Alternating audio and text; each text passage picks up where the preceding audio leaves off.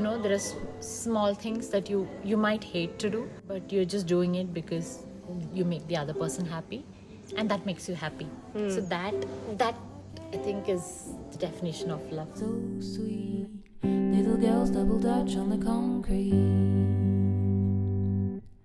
Maybe sometime. Hi, it's Caro.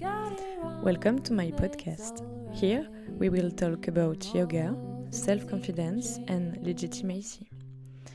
I've had the chance to meet a lot of inspiring people in my life, but during a trip to India, I lived in community with people who inspired me to make this podcast. Let your head down. Sapphire and faded jeans. I hope you get your dreams. Just go ahead. Chinju was a student with me in Mysore to become a yoga teacher.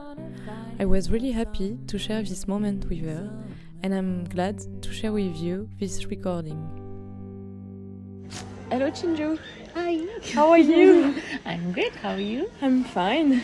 It's a special day today. I know. Feeling all nostalgic. Yes, because it's the last day. Yeah. How do you feel about it? I'm sad. I wish it was a little longer. Yes. Maybe like 2 months. I don't know. 2 months. Your body will be okay for 2 months of yoga like that? Yeah, nobody will be okay. I mean, but it would have been nicer. I mean, I think it's just too short now, or it just flew by too fast. So, yeah. Yeah, it's gonna be a strange day, I think. Yes. A bit. Yeah. Can you tell me a bit about yourself? You can say what you want about you. So I'm from Bangalore.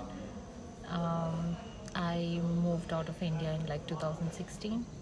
Okay. And I keep coming back because my family is here. And I was working as a business analyst. Now I have a lot of time in my hand because I moved countries and I'm just waiting for my visa to come through. So I thought that time I can just utilize for yoga this time because I always wanted to do it. It's just that I never got a chance to do it. I mean, because I was always working or studying, or there was always something, and this is the first time like there's no set plan. So that's how I came to do this yoga here. No, it's the right time for you now. It's like everything just fell in place. Yes. So it was perfect. Nice. And you said that you moved from India. Where are you now? Where are you now? Where are you living? Right now I'm in California, San Francisco. And why did you move from India? Because I was working for a company here called Infosys, and this client actually, so that's how I moved first time from India.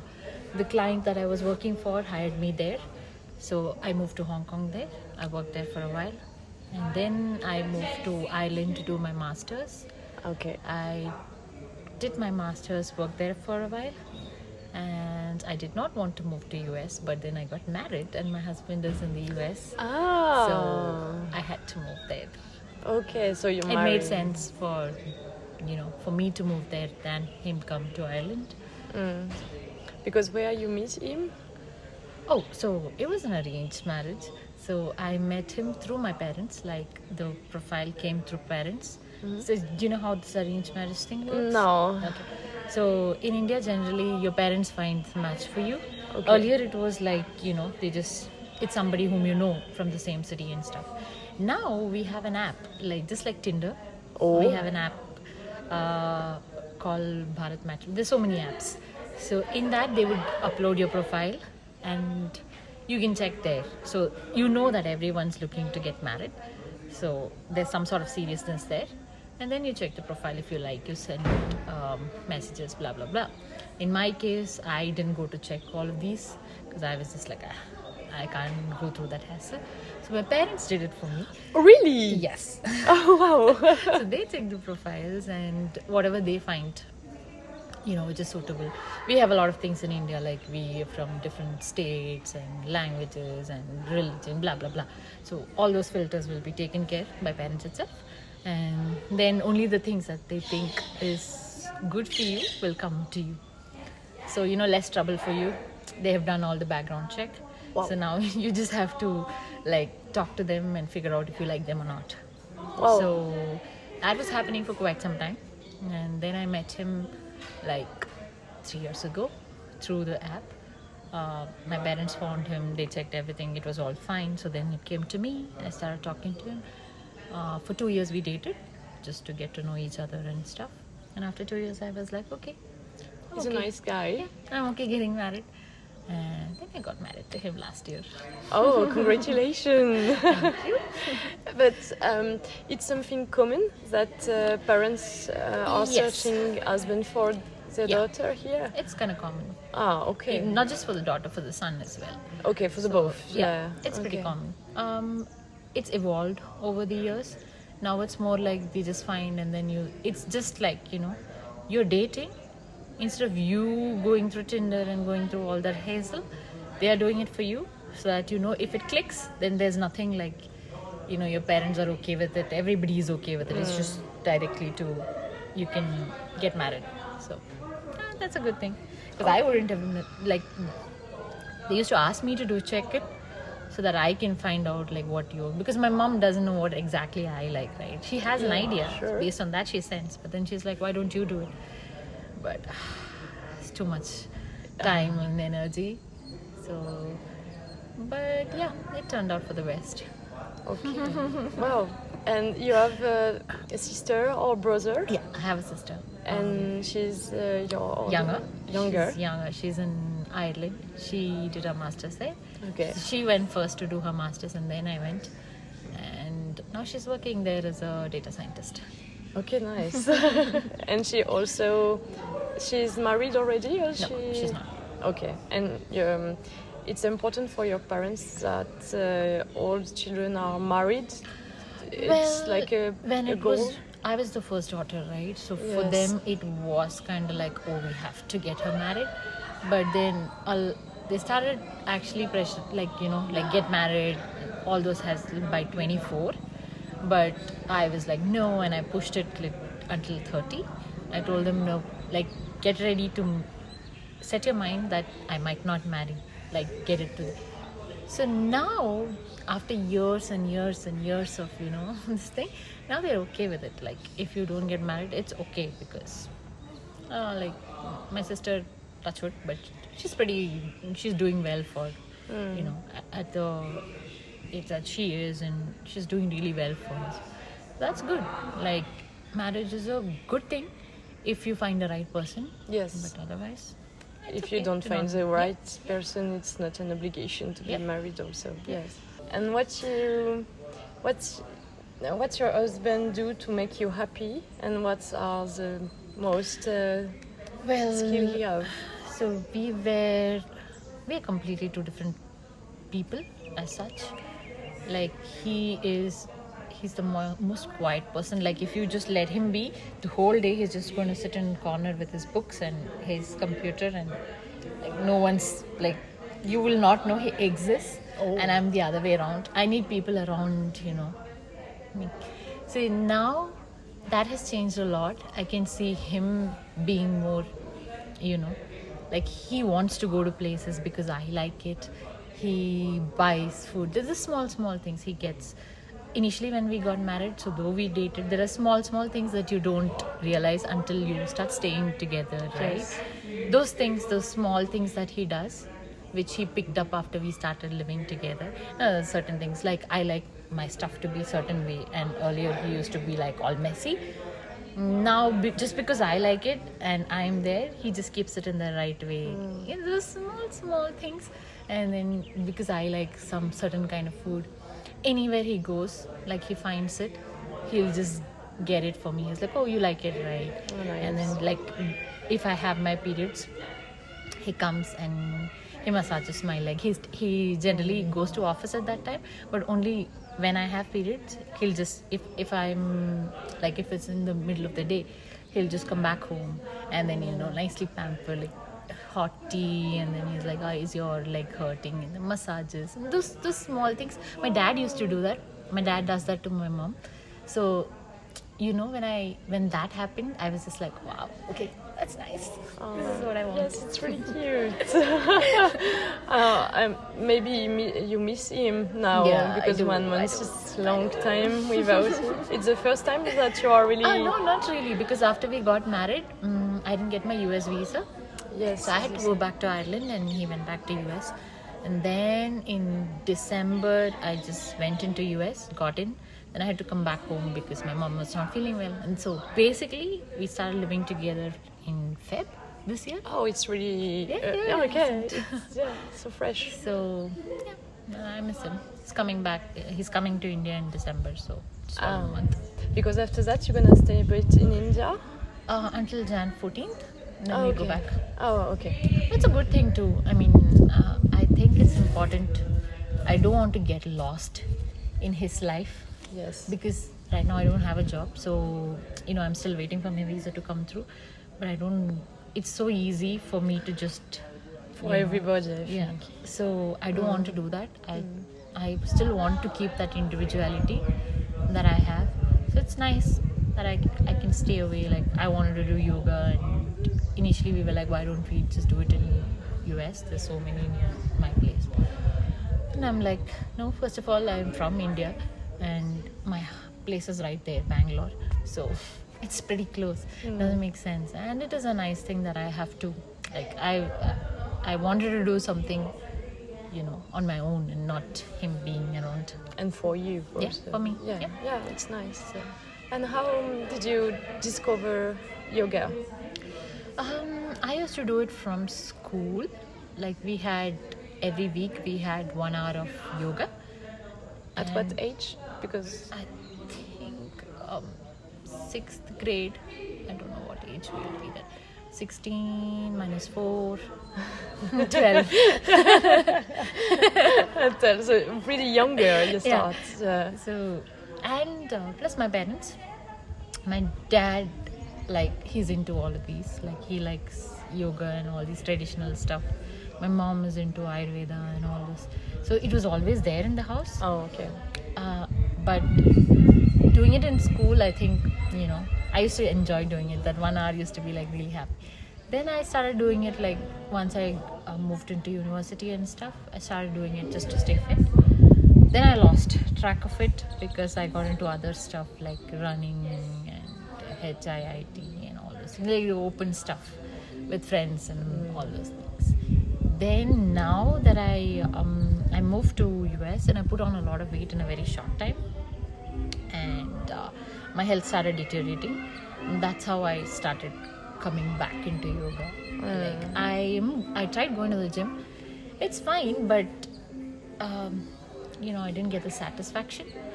And plus, I always wanted to, even when I was doing it in university and stuff, I always wanted to learn yoga as the right way, because there's so many ways. Yes. Each person is different, and I was not sure if I'm doing it in the right way. And I wanted to learn it so that in future, I can teach my sister. If we have kids, I can teach them. At least the right way is just going forward. So, Because you don't want to be a yoga teacher, you say that it's more for your sister, maybe your child. Your children.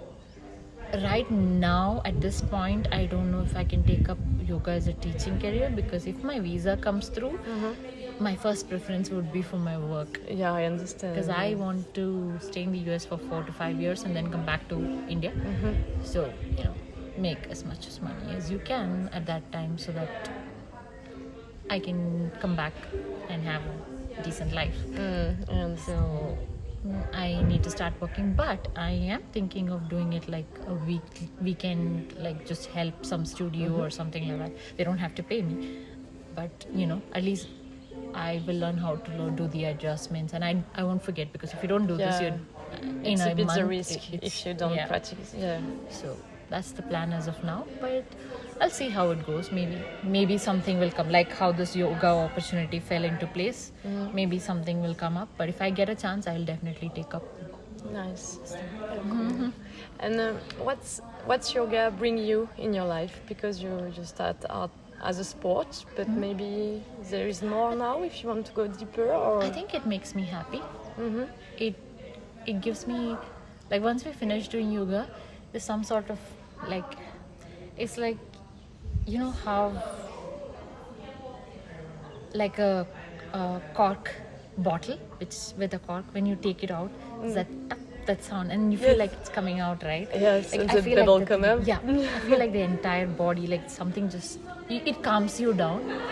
I like that feeling, and I would like to go into deeper into this yoga philosophy and stuff in the right way, but not like in one shot, because I don't think this is the right time for me to get into it. Like, I don't think I can dedicate enough time to get into it, like, you know, immediately. Yes. But slowly, maybe eventually I would like to do, you know, follow the philosophies and stuff, or at least if I still can't follow, at least learn them, so that I can pass it on to others. And did you feel you have self-confidence? You have self-confidence? Yes, you have. Certain things yes, certain places no. Yeah, it depends. Yes. And you know how you build your self-confidence? Because yes, it can be rough sometimes. That is true. Yes. But you know, sometimes when I feel that way, like low on confidence, I just take a step back and think, like, nobody cares.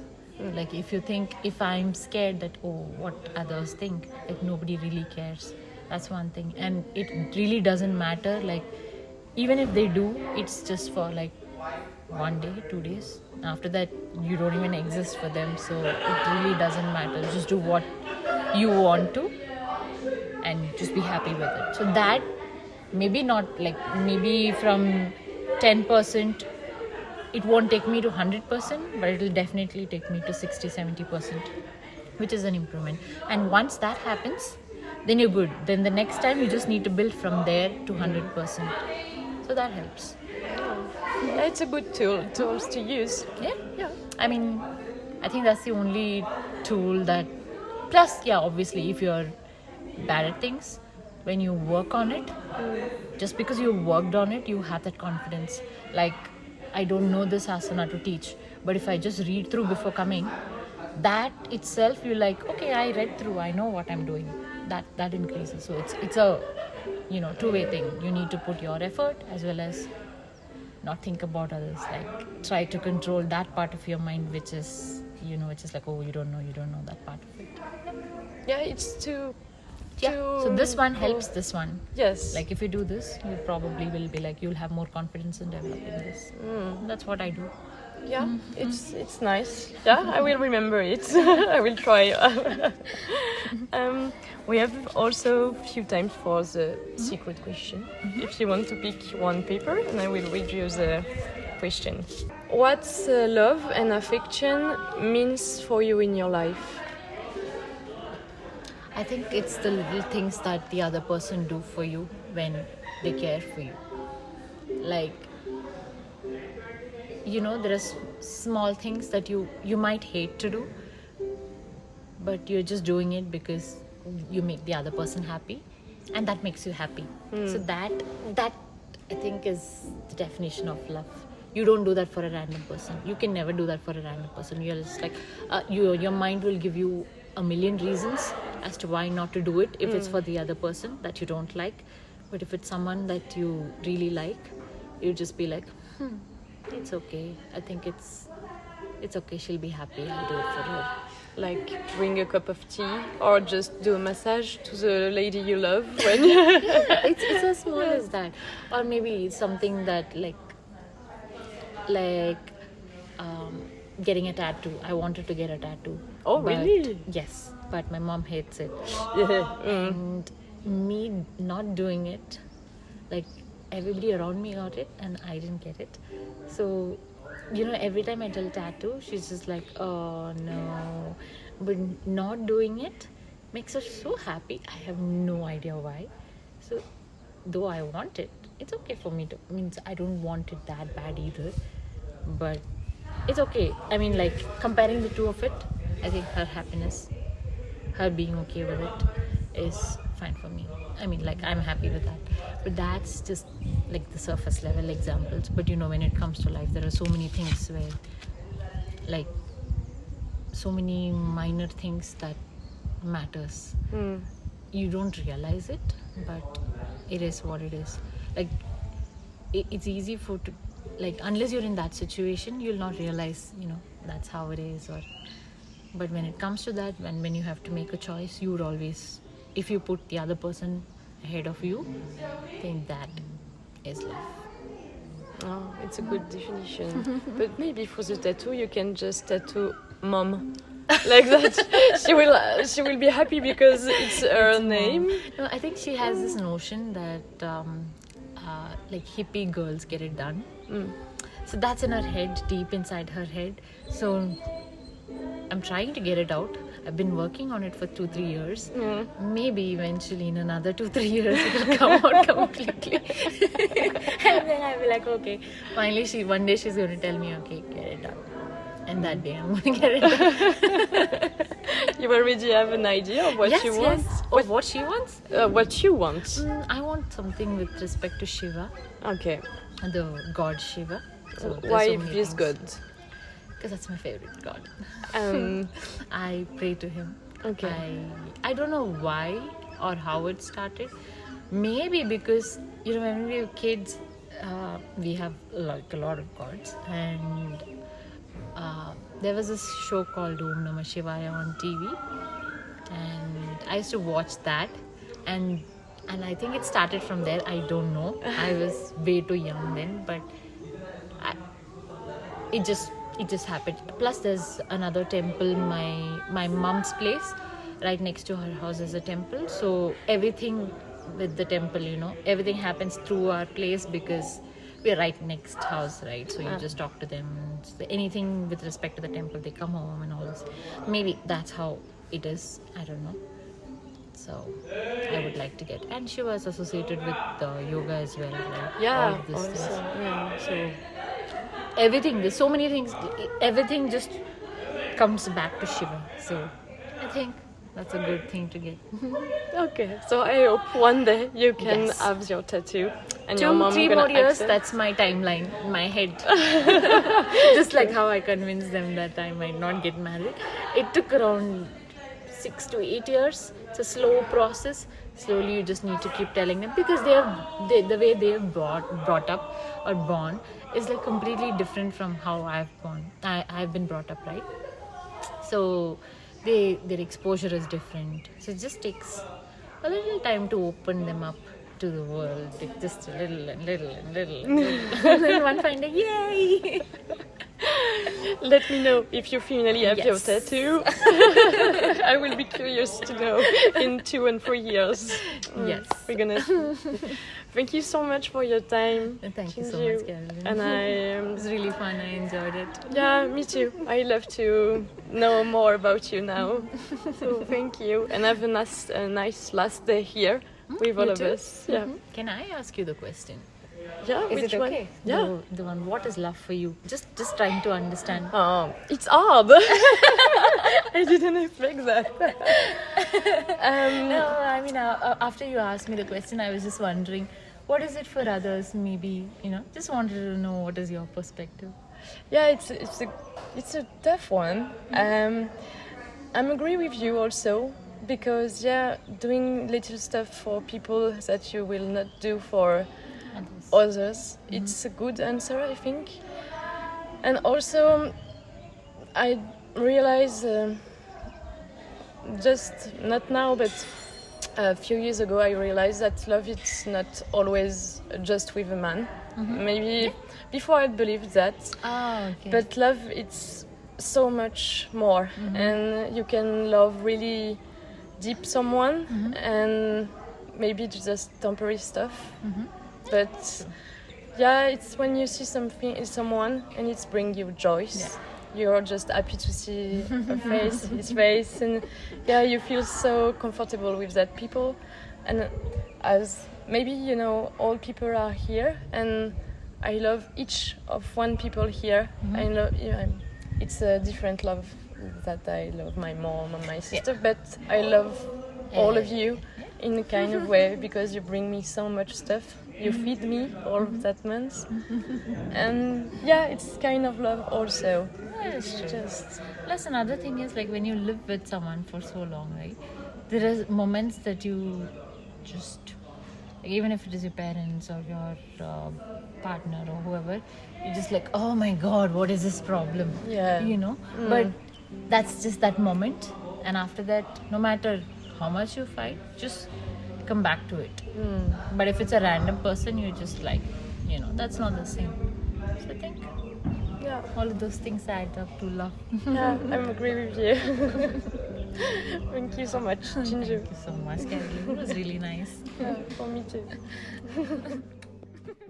Thank you for listening. I'd like to thank Emilie Gordon for recording a song for the occasion and for the editing of this podcast. Feel free to share this podcast and follow me on Instagram, naga.yoga. See you next week for another interview. 3 little birds sat on my window, and they told me I don't need to worry. Summer came like cinnamon, so sweet. Little girls double dutch on the concrete. Maybe sometimes we got it wrong, but it's alright. The more things seem to change, the more they stay the same. Don't you hesitate, girl, put your records on. Tell me your favorite song. You go ahead, let your hair down. Sapphire and faded jeans, I hope you get your dreams. Just go ahead, let your hair down. You're gonna find yourself somewhere, somehow.